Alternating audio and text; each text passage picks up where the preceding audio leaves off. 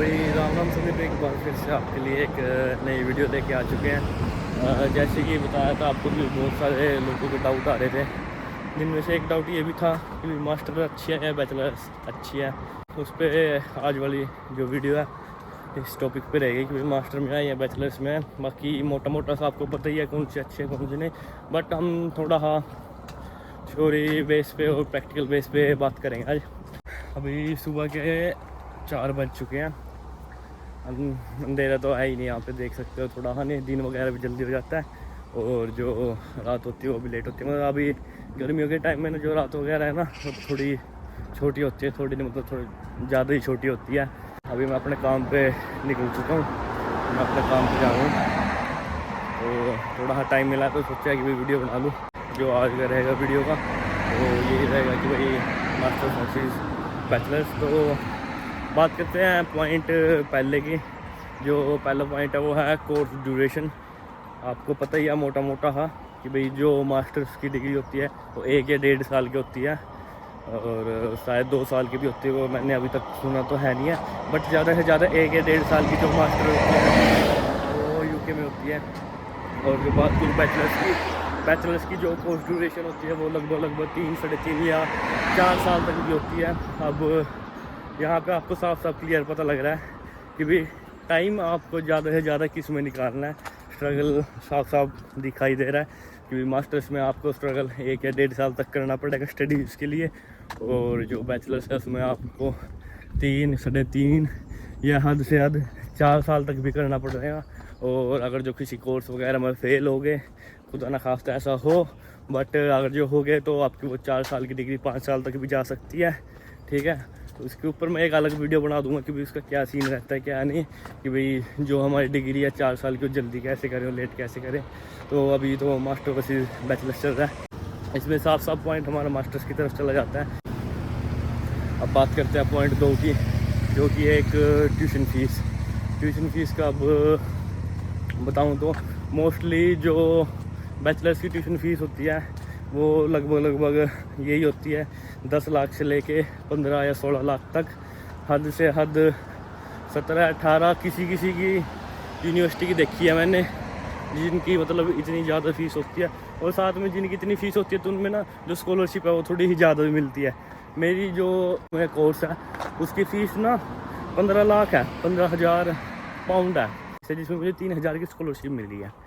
और यही मेरी साल की 12,000 पाउंड के आसपास जो मेरी यूनिवर्सिटी की फ़ीस है मोस्टली इतनी होती है बैचलर्स की। और लगभग 12-15 बस इतनी ही सुनी है मैंने, 15 से ऊपर। आफ्टर स्कॉलरशिप की बात कर रहा हूँ कि स्कॉलरशिप मिलने के बाद कि भाई 12, 13 या 14, 15 तक हो सकती है। अगर जो किस्मत आपकी अच्छी रही तो 10 तक भी हो जाएगी। तो ट्राई करना कि जितनी कम फीस हो सके उतनी कम लेके आना। ऐसे मत सोचना कि भाई एक बार यूनिवर्सिटी मिल जाए, एक बार निकल जाए, बाद में देखेंगे। नहीं, बैचलर्स में बहुत ज़्यादा स्ट्रगल है एज़ कम्पेयर टू मास्टर्स। तो ट्राई करना कि भाई बैचलर्स पे कोर्स ड्यूरेशन है एक तो कम से कम हो, दूसरी जो यूनिवर्सिटी की फ़ीस है वो भी कम से कम हो। ठीक है, इस पॉइंट को माइंड में रखना। अब बात करते हैं मास्टर्स की। अब जो मास्टर्स की फ़ीस होती है वो थोड़ी सी हाई होती है एज़ कम्पेयर टू बैचलर्स। मेरी दीदी की जो यूनिवर्सिटी फ़ीस थी वो ये 17-18 लाख के आसपास थी। उनकी यूनिवर्सिटी मैनचेस्टर थी, आउटर लंदन। तो जो लंदन की यूनिवर्सिटी होती है उनकी भी थोड़ी हाई होती है, मतलब मास्टर्स की भी यही रहती है 17-18 के आसपास, बट थोड़ी सी बैचलर से थोड़ी सी हाई रहती है। जो कि ये इसकी यूनिवर्सिटी फीस रहेगी 15-16 लाख के आसपास आपकी रहेगी। मैक्स टू मैक्स जहाँ तक मैक्स टू मैक्स मुझे इतना ज़्यादा कोई आइडिया नहीं है, बट मिनिमम आपकी जो यूनिवर्सिटी फीस होती है मास्टर्स की वो यही 13-14 के आसपास से स्टार्ट होती है। एक एवरेज बता रहा हूँ, इससे कम भी हो सकती है और इससे ज़्यादा भी हो सकती है।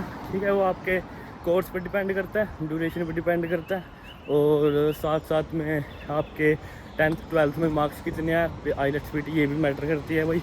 ठीक है, तो इसके ऊपर मैं एक अलग वीडियो बना दूंगा।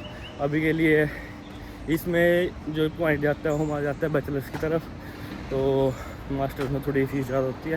ठीक है, अब बात करते हैं थर्ड पॉइंट की। थर्ड पॉइंट में क्या है, फाइनेंशियल। अब साफ साफ पता है आपको कि जो बैचलर्स है, बैचलर्स में आपको 3, 3.5 या 4 साल का स्ट्रगल करना पड़ेगा, और जो मास्टर्स है उसमें 1 या 1.5 साल का। यहाँ से आपको क्लियर हो रहा है पॉइंट। जो मास्टर्स है, मास्टर्स में आपको थोड़ी ही ज़्यादा नहीं, मास्टर में नहीं सॉरी, बैचलर्स में थोड़ी ही ज़्यादा फ़ीस भरनी पड़ेगी। 3, 3.5 या 4 साल तक की मतलब आपको फ़ीस भर के चलनी पड़ेगी, और मास्टर में 1 या 1.5 साल में आपकी फ़ीस कंप्लीट हो जाएगी। जो मतलब मास्टर्स का टोटल ख़र्चा रहेगा आपका वो यही 16 से 25 लाख तक का, जो यूनिवर्सिटी फ़ीस वगैरह वेरी करेगी आपकी, इतने तक में रहेगी। और जो बैचलर्स का 40 लाख 50 या 55-60 लाख तक भी चला जाता है 3 साल या 4 साल में। वो आपको देखना पड़ेगा जो आपकी कोर्स ड्यूरेशन है कितनी बड़ी है, और कोर्स की फ़ीस कितनी है, स्कॉलरशिप कितनी मिल रही है। और इस चीज़ का जो माइंड में रखना, जो आपकी स्कॉलरशिप होती है वो जरूर पूछ के आना कि वो सिर्फ 1 साल के लिए मिली हुई है आपको, या 2 या 3 पूरे कोर्स के लिए मिली हुई है। क्योंकि मैंने यहाँ पे बहुत से बच्चे देखे हैं जिनको स्कॉलरशिप मिली है, बट मिली है 1 साल के लिए, बस आ गई है, चलो चलते हैं। मैं कह रहा था स्कॉलरशिप की, तो अपनी स्कॉलरशिप का ना एक बार अपने एजेंट से, अपनी यूनिवर्सिटी से कंफर्म करके आना जो आपको मतलब स्कॉलरशिप मिली है वो आपको कितने टाइम के लिए मिली है, 1 साल के लिए मिली है या पूरे 3 साल या 4 साल के लिए। क्योंकि यहाँ पर मेरे बहुत से फ्रेंड हैं, कुछ को 1 साल के लिए मिली है और कुछ को पूरे कोर्स के लिए मिली है। तो एक बार आप कंफर्म कर लेना। तो यहाँ पर साफ साफ पॉइंट हमारा जाता है मास्टर्स की तरफ, क्योंकि उसमें ओवरऑल जो कोर्स की जो फ़ीस वगैरह वो कम देनी पड़ेगी उसमें। तो ओवरऑल ख़र्चा वगैरह पता लग ही चुका है, तो अपना सोच समझ के एक्शन लेना, क्योंकि आपको मास्टर्स पे आना है, बैचलर्स पे आना है, ठीक। तो अब बात करते हैं तीसरे पॉइंट की। तीसरा पॉइंट जो रहेगा वो है यहाँ पे सर्वाइवल रेट। सर्वाइवल रेट किसका ज़्यादा है, तो वो बताऊँ तो सर्वाइवल रेट मोटा हाँ तो मास्टर वालों का ज़्यादा है, क्योंकि जो बैचलर्स है, बैचलर्स की कोर्स ड्यूरेशन बहुत लंबी है। तो बहुत से बच्चे हैं तो इंडिया वापस चले जाते हैं या फिर इलीगल हो जाते हैं, किसी और कंट्री में निकल जाते हैं। ज़्यादातर जो मास्टर्स हैं, मास्टर्स में भी ऐसा करते हैं बहुत से, बट चांसेस रहते हैं जो उनके सर्वाइवल रेट के यहाँ पे चांसेस थोड़े हाई रहते हैं, क्योंकि जो कोर्स वगैरह वो 1 या 1.5 साल का होता है, ज़्यादा लंबा कोर्स नहीं होता उनका, कोर्स भी छोटा होता है और मतलब कम फीस वगैरह निकाल लेते, इतनी बड़ी प्रॉब्लम नहीं होती उनको, एक इतना मैच्योरिटी लेवल उनको होता है।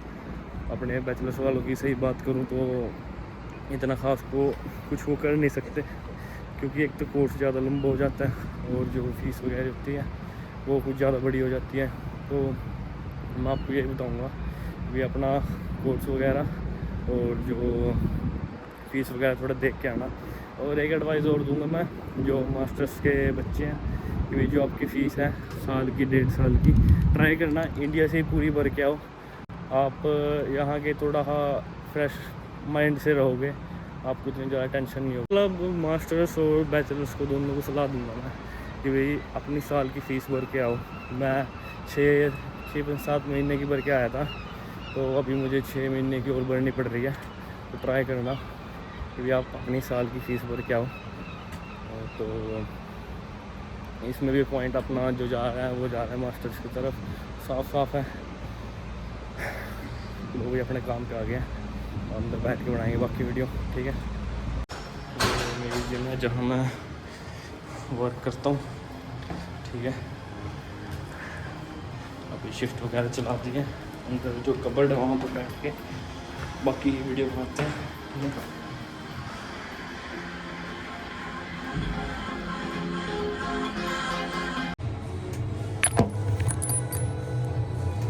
तो वही ये अपना कबर्ड एरिया है जहाँ पे मतलब नहीं स्पेशल रूम दे रखा है प्राइवेट, ठीक है। तो अब जैसे कि मैं बात कर रहा था कि मास्टर्स बैचलर्स की जो आप क्लियरली पता लग चुका होगा इस टाइम पे कि भाई मास्टर्स में आए या बैचलर्स में आए, मेन मैंने आपको बता दिया। अगर जो आप बैचलर्स पे आ रहे हो तो मैंने एक वीडियो और निकाल रखी है जिसमें आपको पता लगेगा कि भाई मास्टर पे हमें आना चाहिए या नहीं आना चाहिए, और क्यों नहीं आना चाहिए और क्या रीज़न है, उसको मैंने बिल्कुल क्लियरली बता रखा है। मैं खुद एक बैचलर स्टूडेंट हूँ, मुझे ये सब कुछ चीज़ें फेस करने को मिल रही है। तो मैं यही चाहूँगा कि भाई इस सब की नॉलेज आपको पहले से हो, आपको यहाँ पे आके शौक ना, एक झटका नहीं होता वो ना मिले आके, जो कि मुझे यहाँ पे मिला। तो मैं यही ट्राई करूँगा कि आपको ज़्यादा से ज़्यादा पता लगे यहाँ आने से पहले। तो एक बार फिर से ओवरव्यू ले लेते हैं। तो क्या होता है मास्टर्स वर्सेस बैचलर्स में, जो पहला पॉइंट था वो था हमारा कि कोर्स ड्यूरेशन मास्टर्स की कम होती है, बैचलर्स की ज़्यादा होती है। तो इसमें पॉइंट गया था हमारा मास्टर्स में। दूसरी बात करते हैं कि कोर्स फीस मोस्टली क्या होता है, जो बैचलर्स की कोर्स फीस होती है वो कम होती है और मास्टर्स की थोड़ी सी ज़्यादा होती है। और वो भी डिपेंड करता है आपके 11th-12th में मार्क्स कितने थे, IELTS में कितने मार्क्स हैं। तो ट्राई करना थोड़े ही ज़्यादा अचीव करने की। बहुत से होते हैं कहते हैं कि भी देखी जाएगी 6 बैंड ले ले, 5 बैंड ले ले, आगे ओके मतलब कर लेंगे, बट ऐसा कोई सीन नहीं है। ट्राई करो कि अच्छे मार्क्स लेने की और अच्छी ग्रेड लेने की, तो उसमें क्या होगा आपको आगे फ्यूचर में थोड़ी प्रॉब्लम्स कम आएंगी और जो फीस वगैरह वो थोड़ी सी कम रहेगी।